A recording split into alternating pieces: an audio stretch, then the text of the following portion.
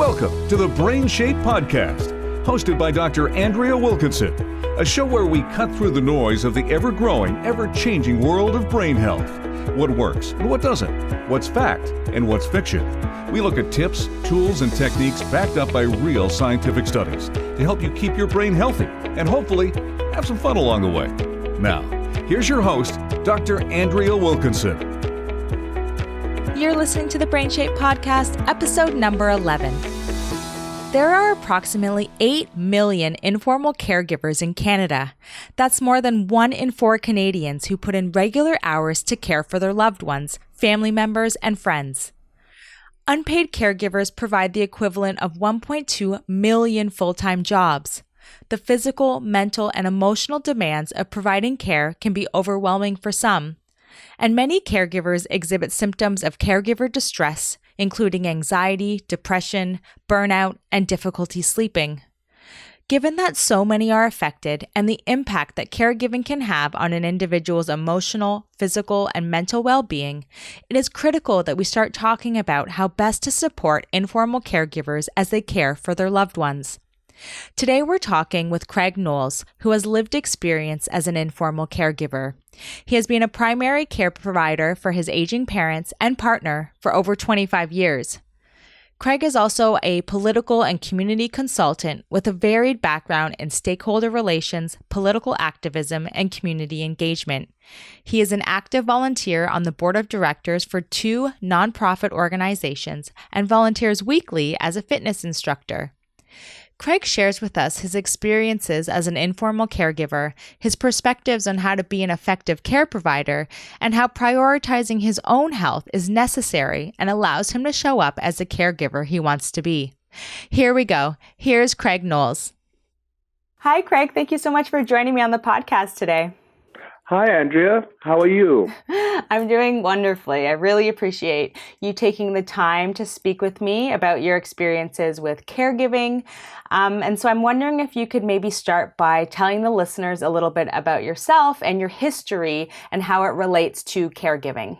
Well, I'm a middle-aged man, a gay man, and I am in a same-sex spousal relationship for the last 26 years, much of which has been I shouldn't say occupied, but much of the nature of the relationship has been described around caregiving, as I have an ailing partner who has health challenges, and that has been much of our relationship. One important aspect of our relationship. Myself, I'm active in the community in terms of community engagement, and my previous professional life has been a political, working as an assistant to a public figure. And I have a lot of varied other interests. I also took care of my deceased father, and now taking care of my 91-year-old mother. So life keeps me busy on a number of fronts. Yeah, that does. That sounds very busy indeed. So what are some of the impacts of caregiving that you've experienced on your own personal health, including social health, psychological health, physical health? Well, social health, it certainly is an impact of caregiving that is in terms of your priority shifts, and it can shift at any time. And your priority has to be the care you're giving in order to be effective. So it has impacted socially. I've had to rearrange my social life, always had to rearrange my social life. In terms of the other aspects professionally, it does sort of make you mindful of your intentions going forward, and also you have to readjust your goals. So overall, caregiving impacts much aspects of your life, whether it's social, whether it's political, whether it's professional, and economically. So caregiving is often a labor of love, but it's also an all-consuming job. And so you have to fit so many demands into your very busy schedule and still have time to make, time for your own needs, including taking care of your house and various jobs or volunteer positions that you have, and also, really importantly, recharging your batteries. So in terms of your perspective, what does effective caregiving mean to you? Well, I think you're motivated by your values, and I think your values of compassion, your values of humanity, and also, what do you expect of yourself in terms of your self-respect and integrity. You'd like to impart that on another human being, especially those you love, in this case, my parents and my partner. So for me to read, that's what motivates me to be a caregiver. I mean, it's one aspect of it. It's not all of what I do. But at the same time, in order to be effective, I need healthy distractions. And what I found in terms of distractions is taking time out for myself and being very disciplined about that. And that time for myself bears no compromise in compromising that time. If I'm going to put 2 hours aside for me a day, that's going to be my time. And that could be reading, finishing my book. That could be answering all my emails socially. That could be my regular exercises every week, my physical activity. It could be a long walk. It could be a movie. It could be lunch with a friend, or it could be dinner with a friend, or a movie in the afternoon with a friend.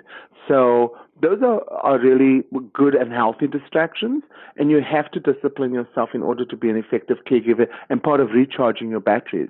And the other aspect of keeping one healthy, or the host healthy, as they say, is the caregiver in this aspect is also having other distractions outside social, and that could be what are your passions, what interests you. It could be art, it could be, in my case, community engagement.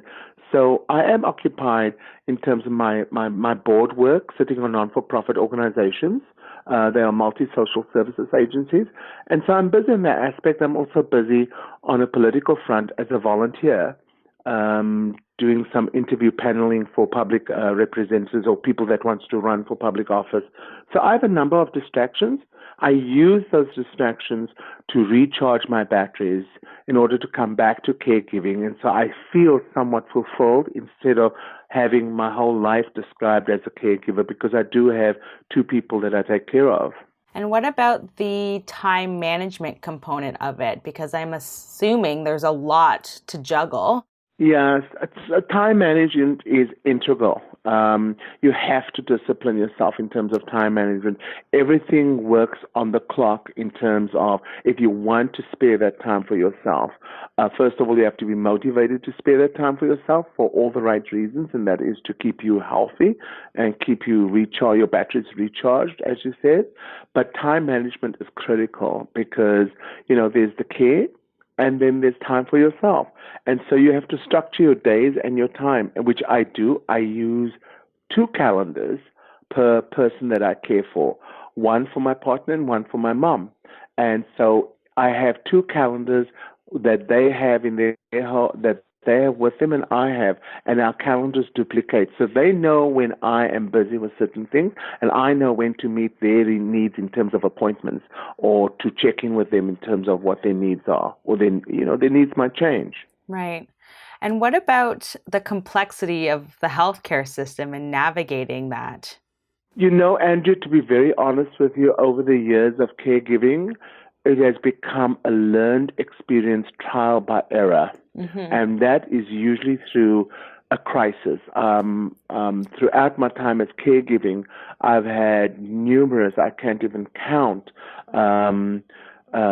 experiences with 911 calls, emergency calls, ICU calls, long-term stay calls, to the number of GTA hospitals. I keep on joking. I know if you tell me St. Mike's, I'll tell you what the East Wing, West Wing, Donnelly Wing is. If you tell me what St. Joe's is, I'll tell you where the dialysis wing is. I'll tell you where the various wings are in terms of the expertise. If you tell me, Sunnybrook, I can tell you exactly which wing and what does what, because I've had visits to each of these hospitals during my time as taking care of my parents and my partner. So, navigating the system, absolutely trial by error. Ask the right questions. Note the answers as information resources, and double check and follow up for yourself, and find out what you're entitled to in terms of what the system offers. And navigate that system is to know what you're entitled to, and know the resources, and also know the location of the resources. That could be through researching the internet, asking follow-up questions from your treating physician, and also finding out that your treating physician not only looks after you physically in terms of healthcare, but also has a probable team like a social worker, and that's a good resource for information. Yeah. I'm wondering if you could maybe comment a little bit on the sort of skills around sustaining and maintaining quality of life for your aging parents. I know your dad has passed away, but for your mom that's still living, you want to make sure, she's having some social engagements and getting out into the world. And so how do you navigate sort of how to create those opportunities for her within her capacity? First of all, I think with mom, obviously we most of us in the usual world, we all know our moms best, right? Yeah. And moms know us best. So I always identify what my mom appreciates out of life, what gives her most joy. And for her, it's social and family and what's familiar to her. And a lot of it is nostalgia. And that could mean friends from the past. So what I do is I try and engage her socially in things that she likes. But having had, abrupt losses over the last few years in her life of two very important figures in life, namely my brother and her husband, my brother suddenly and her husband over a period of time, she, after 70 years of marriage, she's had to adjust at the age of 90 to a new life without, right? Because most of her life has been a caregiver. So now she's had to re-engage, re-establish who she is, survive, and including her own health challenges. And the brave little soul, God bless her, has made initiatives and has made put steps forward in order to engage, because she found that's necessary, because she's a social animal. And for me, I encourage that with my mom, but we create regularity around her activities so that, Tuesdays and Wednesdays is exercise for an hour with an seniors exercise class. Fridays, it's lunch with a social club. On the weekends, I usually have dinner with her. My partner and I have dinner with her, or we have lunch with her, or I see her on a Sunday for evening dinner, and we watch our favorite programs together. And I also advise my mom constructively that to get a phone book out every week and make a point of calling at least one person every day, a different person every day.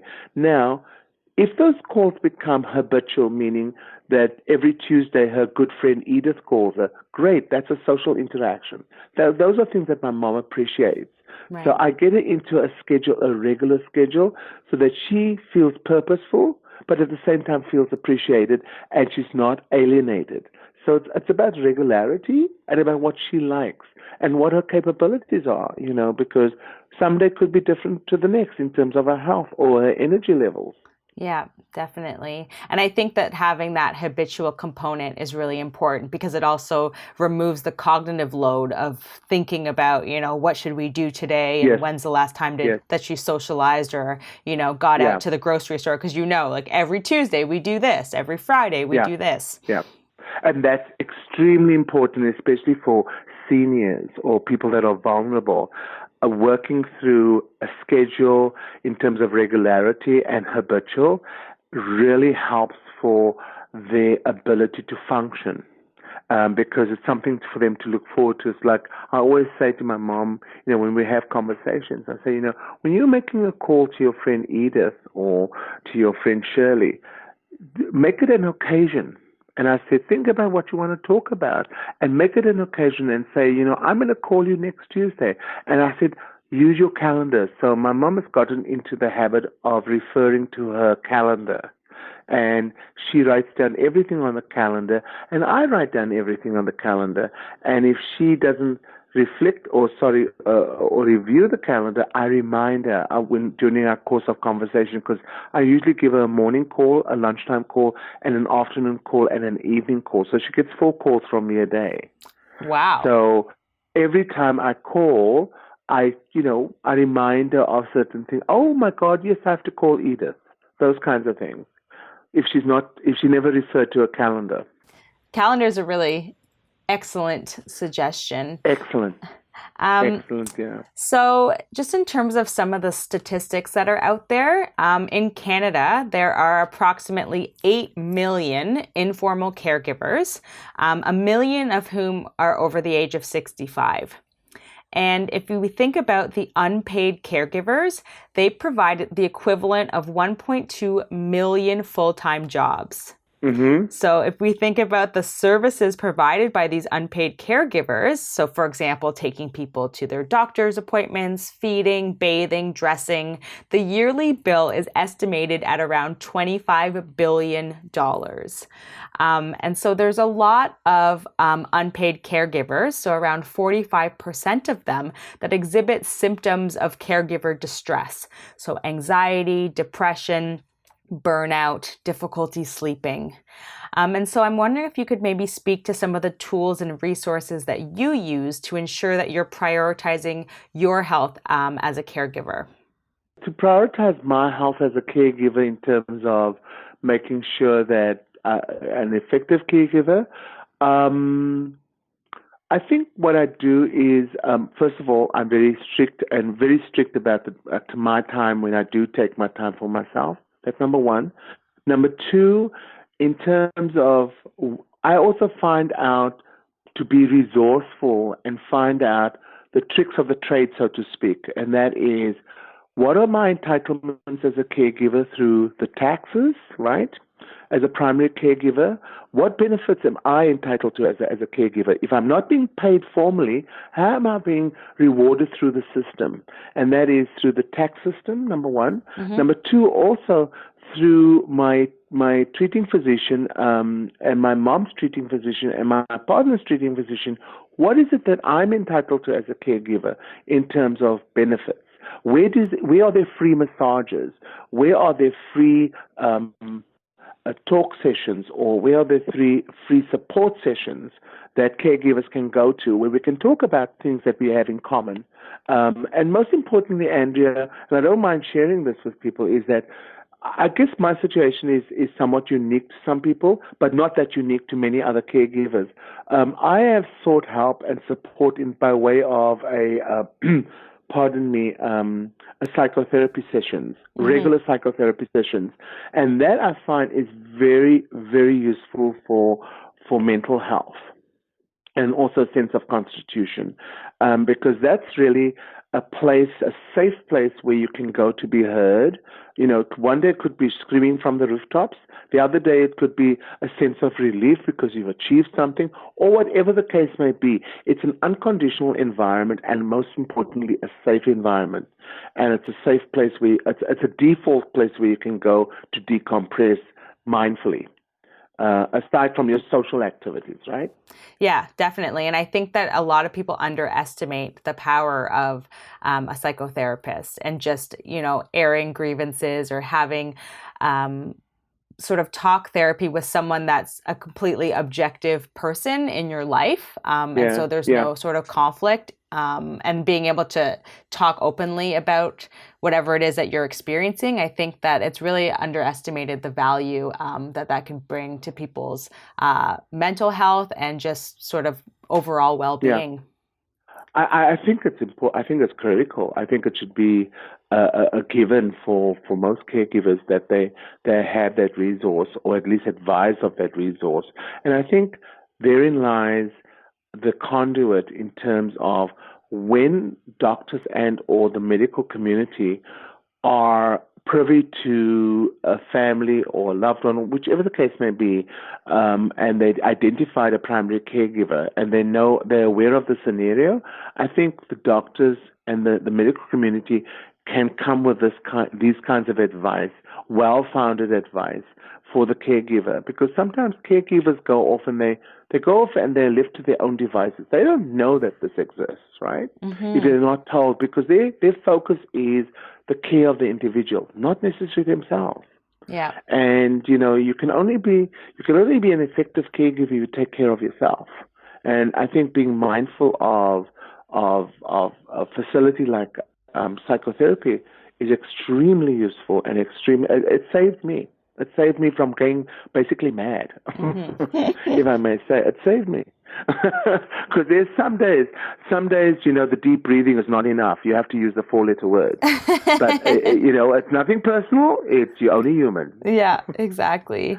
What were some of them? You mentioned some programs that you went to, whether it was informational programming or you heard about some free massages somewhere? Is there like a centralized location where you find out about these opportunities, or you just hear it through the grapevine? Yeah, no, it's not centralized, unfortunately. Nothing I found, Andrea, is centralized except for the mainstream hospitals. But in terms of all these satellite services, they all run through non-for-profit agencies throughout the GTA. Wonderful, pivotal and imperative services of social services agencies throughout the GTA. I can name a few of them. There's Dixon Hall, there's Trinity, there's Bellwoods, there is Wood Green. I can name them. There's a plethora of agencies, and they provide tax clinics, they provide free massages, they provide aftercare, they provide respites, and a lot of caregivers don't know this. And I came to find this out through coursing my way through caregiving. I came to find this out by asking questions and realizing I needed help. And, ever so often during the course of my journey as a caregiver, I've been told this information, and I've always taken this information, written it down, and went, well, wait a minute, this should go for everyone, not just for me. So there are facilities available, and these agencies are non-for-profit agencies that are partly, funded by government. They're not all of them, but most of them are self-funded through a number of stakeholders. Through the goodwill of perhaps corporations or private donors, in a combination with government funding and United Way, for that matter. So there's a whole host of them out there. I mean, I get my mom's taxes done for free at a community center, for free. So those are things that are very helpful, but those are things that I think for caregivers, it alleviates the burden of tasks. Mm-hmm. Yeah, well, I think that you sort of spoke about it a little bit about how people don't know about these resources that exist. So it's about getting the information out there. And sort of in line with that, how do you think policy affects caregivers? I think policy is critical. It's key. It's what drives. Those exact facilities and those exact resources that I mentioned. Public policy trickles right down into the non-for-profit agencies. Public policy drives those agencies are governed by public policy because there's also licensing in terms of care, right? So public policy is really key. But what I've come to understand after 25 years of intense caregiving, and I can say that the same question I asked 25 years ago, Andrew, that I'm asking now, is that I'm always amazed at the lack of coherency in public institutions around care, in that I don't find it completely holistic. There's been attempts. I'll give them that. There's been attempts, but not necessarily a foolproof, coherent system of caregiving, from hospital to home, from home to sustain quality of life, in terms of the resources available, in terms of the discharge plans. I don't think there's been a complete, a perfect system. And I don't think there is a perfect system, but it doesn't mean we can't work towards perfection when it comes to care of a human being. And what are some of the changes that you would hope to see put into place? Well, I hope to see that, I'd hope to see that there's less breaks in the system in terms of people discharged, whether it's physiotherapy or occupational therapy at home, or to give them independent living. I would have hoped that there's more follow-up, there's more meaningful follow-up, as opposed to fractured follow-up. And when I say fractured follow-up, you get one central agency and you get a whole list of different other agencies, third parties handling the actual care, and it's all broken in piecemeal services. And so there's no one set standards for benchmarks and measurables. And I think those creates the inconsistencies in services and also compromises care, right? It compromises care of the person requiring that care. And in so doing, you also put leverage burdens on the actual PSWs from these agencies, the personal support workers. So you as a primary caregiver, maybe a family member in my case, a lot of the onus is on me to advocate, navigate, arbitrate, and mediate with these agencies in order to make sure that that care is at the standard that we expect, right? Mm-hmm. But I always wonder about those people that don't have that sense of advocacy or that outlet of advocacy. Yeah, if they don't have the person to advocate for them, or if they don't have, there's no individual at all to help them coordinate. And so imagine your mom, who's 91, turning 91, 91, and having to navigate this on her own. Exactly. I think, my God, there's a lot of people like my mother with advocacy and at the mercy of the system. Mm-hmm. So I think we have enough examples worldwide, especially the Scandinavian countries, which I've looked at. They have a very practical, hands-on, dignified approach to care for seniors, the same way they nurture their youth. That's where their emphasis is on social policy. So I think social policy is really a key determinant of the quality of life for someone that has that requires care. I really do. I really do. And I think social policy should be driven by values as opposed to always looking on the side of budgets. Mm-hmm. Because I think when you drive social deficits, you also drive fiscal deficits. They go hand in hand. Mm-hmm. Because social deficits drive fiscal deficits. And the social deficits are when you leave a population vulnerable in terms of no access to health care, then you're going to have a larger population that needs care, right? Mm-hmm. And that means you as a taxpayer, your tax base is going to have to cover that if you are a civil society. Yeah. I don't know, I said a lot, Andrea, but I think that for me is why I think public policy is really key. Yeah, absolutely. And you need the lived experience to be of sound counsel to people that are the experts in the field, the studied experts in the field, and you need a combination of the lived experience of caregivers or people that have been through the healthcare system. You need those lived experience in consort with those that have the intellectual properties, people that have perhaps studied in the field. Because sometimes the study is not comparable to the actual lived experience. Yeah, right? Absolutely. You just read about it in, journal articles or books. It could be completely different from the lived experience. And life has a whole lot of nuances, as we know. It's not black and white. There's a lot of gray. Yeah, exactly. So bringing in those individuals, those stakeholders with the lived experience to help sort of form the public policy. Absolutely. I mean, the boards I sit on, we have a client services advisory board. Now, on the board is a lot of ivory towers, good financial, fiscal people with fiscal prowess and people with institutional knowledge and policy knowledge and, the heavy eaters, as they call them, and the fundraisers.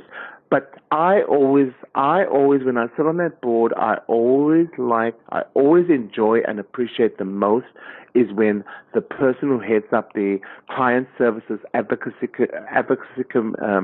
committee gives a report. That's what I enjoy, because then I get to see why I'm sitting on the board, why I'm helping a non-for-profit agency. I get to see those real lived experiences, because at the end of the day, that's really what counts, is the quality of life. Yeah, definitely. So I'm wondering if, in closing, you could perhaps give some advice to any listeners who are caregivers and perhaps are feeling overwhelmed by it all. If you have any advice that you could give to them.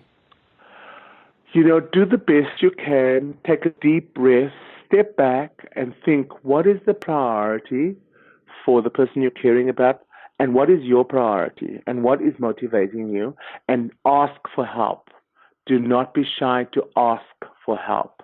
There's no pride loss in asking for help and saying the words, I need help, if you feel overwhelmed. And also, make that visit to your family physician and share your information with that family physician. The family physician is a great resource in terms of sending you to other places if it's a good family physician. And also, make sure that with regards to the person you're caring for, you have to draw a line between being personal and emotional, because it can suck you in and that can drain you. And you have to see it, you have to change your attitude when you are caregiving, because if you invest totally emotionally in it, it's not going to be sustainable. I mean, that's the best advice I can give someone.